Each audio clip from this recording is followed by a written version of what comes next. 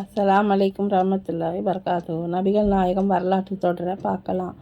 அகல் யுத்தத்தின் போது நபிகள் நாயகம் ஸல்லல்லாஹு அலைஹி வஸல்லம் அவர்களும் மக்களுடன் சேர்ந்து அகல் வெட்டினார்கள், மண் சுமந்தார்கள். நபிகள் நாயகம் ஸல்லல்லாஹு அலைஹி வஸல்லம் அவர்களின் வயிற்றை மண் மறைத்தது. நூல் புகாரி 2837, 3034, 4104.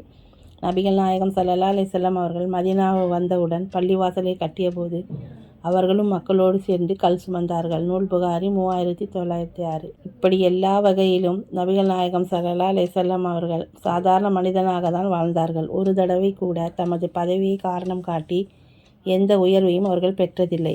நபிகள் நாயகம் ஸல்லல்லாஹு அலைஹி வஸல்லம் அவர்கள் தமது 10 ஆண்டு கால ஆட்சியில் தமது பதவிக்காக எந்த மரியாதையையும் புகழையும் மக்களிடம் எதிர்பார்க்கவில்லை. இப்பதவியை அடைவதற்கு முன்னர் அவர்களின் நிலை எதுவோ அதுவே அவர்கள் மிகப்பெரிய பதவியை பெற்ற பிறகும் அவர்களின் நிலையாக இருந்தது. மிகவும் உயர்ந்த நிலையை அடைந்துவிட்ட நேரத்தில் மக்களிடம் மக்காவாசிகளின் ஆடுகளை அற்பமான கூலிக்காக மேய்த்தவன் தான் நான் என்பதை அடிக்கடி அவர்கள் நினைவு கூறுவார்கள். நூல் புகாரி 2262, 3406, 5453. நான் அதிகாலையில் என் தம்பி அப்துல்லாவை நபிகள் நாயகத்திடம் தூக்கி சென்றேன். அவர்கள் சக்காத்து பொது நீதி ஒட்டகங்களுக்கு தமது கையால் அடையாளமிட்டு கொண்டிருக்க கண்டேன்.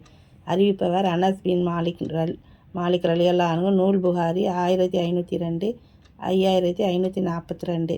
பொது நீதிக்கு செலுத்தப்பட்ட ஒட்டகங்கள் மற்றவர்களின் ஒட்டகங்களுடன் கலந்துவிடாமல் இருப்பதற்காக அவற்றுக்கு தனி அடையாளமிடும் வழக்கத்தை நபிகள் நாயகம் ஸல்லல்லாஹு அலைஹி வஸல்லம் அவர்கள் மேற்கொண்டிருந்தார்கள். இந்த பணியை தமது கைகளால் தாமே செய்துள்ளது அவர்களின் எளிமைக்கு மற்றொரு சான்றாக அமைந்துள்ளது. இன்ஷா அல்லாஹ் இதன் தொடர்ச்சியை அடுத்த தொடரில் பார்க்கலாம். ஜஸாக்கல்லாஹ் கைர்.